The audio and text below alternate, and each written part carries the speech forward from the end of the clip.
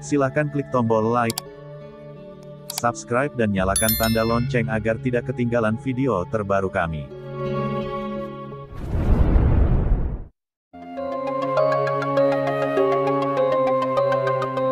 Kisah Prabu Alingdharma sudah ada sejak zaman Majapahit. Cerita ini begitu melegenda di hati masyarakat Jawa Tengah dan Jawa Timur. Disebutkan, Alingdharma masih keturunan Arjuna. Ia anak Pramesti, putri Jayabaya. Sedangkan Jayabaya merupakan putra Gedrayana, cucu Yudaya dan cicit Parikesit. Sementara Parikesit anak Abimanyu, putra Arjuna. Silsilah ini kemungkinan diambil dari kisah Mahabharata. Diceritakan setelah dewasa, Alingdharma menjadi raja di kerajaan Malawapati dengan gelar Prabu Ajidharma atau Prabu Alingdharma. Suatu hari, Alingdharma sedang berburu. Ia melihat seorang gadis dikejar-kejar harimau, dan ia pun berhasil menolongnya. Belakangan, diketahui wanita itu bernama Setyawati, anak seorang petapa yang bernama Resi Manik Sutra. Singkat cerita, kemudian Alingdharma melamar Setyawati menjadi istrinya. Tapi lamaran itu tidak semudah yang dibayangkan, karena sang kakak Setyawati, Batik Madrim, telah bersumpah siapapun yang akan melamar adiknya harus mengalahkan dirinya terlebih dahulu. Dan terjadilah duel antara Alingdharma dengan Batik Madrim. Keduanya mengeluarkan jurus-jurus andalannya. Namun pada akhirnya duel tersebut dimenangkan oleh Alingdharma. Sejak saat itu, Setyawati menjadi permaisuri Alingdharma, sedangkan Batik Madrim diangkat sebagai Mahapati di kerajaan Malawapati. Alingdharma sempat memergoki istri gurunya, Nagagini, yang sedang berselingkuh dengan seekor ular naga yang tampan. Alingdharma lalu membunuh ular jantan itu, sedang Nagagini pulang dalam keadaan terluka. Nagagini yang sakit hati karena kesenangannya diganggu, kemudian ia mengadukan pada suaminya dengan mengarang cerita yang berbeda. Sang suami, Nagaraja, marah dan mendatangi istana Malawapati. Tapi sesampainya di sana, ia mendengar percakapan Alingdharma dan Setyawati sedang membicarakan istri gurunya yang berselingkuh. Mendengar hal itu, Nagaraja sadar siapa yang salah. Nagaraja pun meminta maaf dan menurunkan ilmu Aji Gineng kepada Alingdharma. Ilmu tersebut harus dijaga dengan baik dan penuh rahasia. Setelah mewariskan ilmu tersebut, Nagaraja pun wafat. Dengan ilmu Aji Gineng, Alingdharma dapat memahami bahasa binatang. Pernah ia tertawa mendengarkan percakapan sepasang cicak. Hal itu membuat Setyawati tersinggung. Alingdharma pun menolak berterus terang karena terlanjur berjanji pada gurunya akan merasakan ilmu Aji Gineng, dan hal itu membuat Setyawati bertambah marah. Setyawati pun memilih Patiobong untuk mengembalikan harga dirinya. Alingdharma berjanji lebih baik menemani Setyawati mati daripada harus membocorkan rahasia ilmunya. Setelah persiapan Patiobong selesai, Alingdharma dan Setyawati naik ke panggung dan bersiap-siap untuk terjun ke dalam api. Di saat itu, Alingdharma mendengar sepasang kambing jantan dan betina yang mengejek Alingdharma. Percakapan sang kambing jantan itu pun menusuk hatinya. Alingdharma pun mengurungkan niatnya. Di saat itu, Setyawati langsung terjun ke kobaran api. Perbuatan Alingdharma yang mengingkari janji sehidup semati dengan Setyawati membuat ia dihukum dan dibuang ke hutan sampai batas waktu yang ditentukan. Hal itu dilakukan sebagai penebus dosa. Kerajaan Malawapati pun dititipkan kepada Batik Madrim. Dalam menjalani hukuman tersebut, Alingdharma bertemu dengan 3 orang putri bernama Wisata, Widati, dan Widaningsi. Ketiganya pun jatuh cinta dan menyuruh Alingdharma untuk tinggal bersamanya.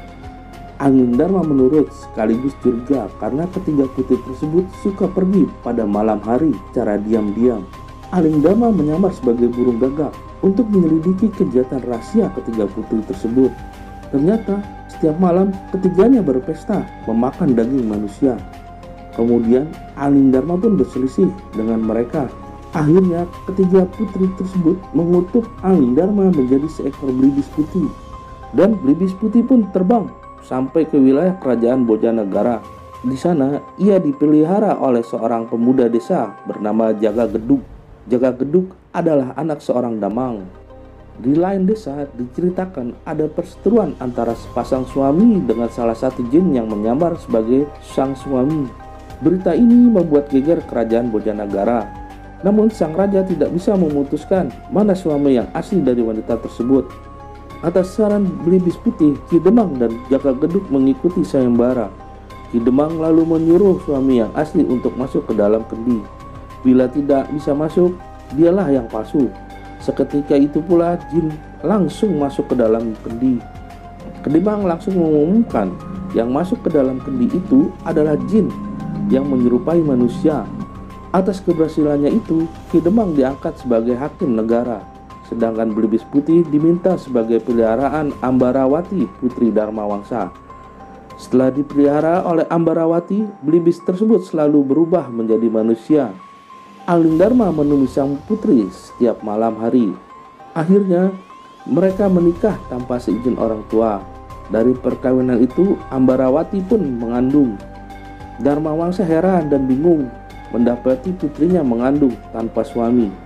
Kebetulan saat itu muncul seorang petapa yang bernama Resi Yogiswara yang mengaku siap menemukan ayah dari janin yang dikandung Ambarawati.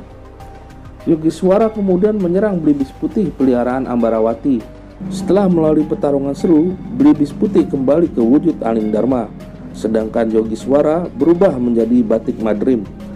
Kedatangan Batik Madrim adalah untuk menyebut Alingdharma yang sudah habis masa hukumannya. Alingdharma kemudian membawa Ambarawati pindah ke Malawapati.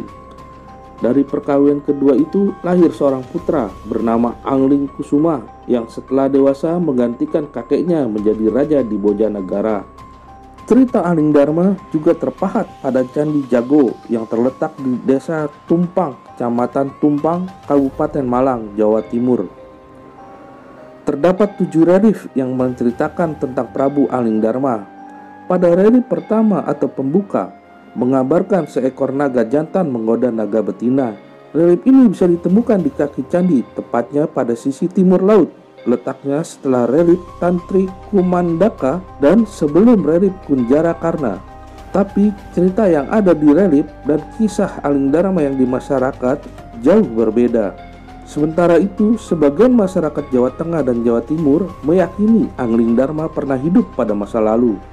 Diduga makam dan peninggalan Prabu Alingdharma berada di Desa Baleriadi, Sukolilo, Kabupaten Pati, Jawa Tengah. Letaknya di Desa Melawat, Kecamatan Sukolilo. Nama Melawat mirip dengan Malawapati, Kerajaan Alingdharma. Sedangkan 2 km dari sana, di Desa Kedung Winong, Kecamatan Sukolilo, diyakini terdapat makam Patih Batik Madrim, tokoh dalam Alingdharma. Lain hal di Bojonegoro, juga terdapat situs Melawatan di Desa Watangare, Kalitidu yang dipercaya sebagai petilasan Alingdharma. Alingdharma bahkan sempat diwacanakan sebagai ikon kota Bojonegoro. Kisah Alingdharma ini menurut arkeolog dan pengajar sejarah Universitas Negeri Malang, Dwi Cahyono, sebelum berkembang kisahnya di berbagai daerah, Alingdharma muncul lebih dulu dalam sastra lisan pada masa Hindu-Buddha. Seperti dikutip historia.id, Dwi membantah Alingdharma pernah hidup. Menurutnya, tokoh Alingdharma merupakan tokoh rekaan dan tokoh tersebut memiliki kesan faktual karena memang kisahnya sangat dekat dengan masyarakat. Bagaimana menurut sedulur semua? Apakah misteri Alingdharma bisa terpecahkan? Bagi yang tahu mengenai kisah Alingdharma, silahkan tulis di kolom komentar ya. Terima kasih.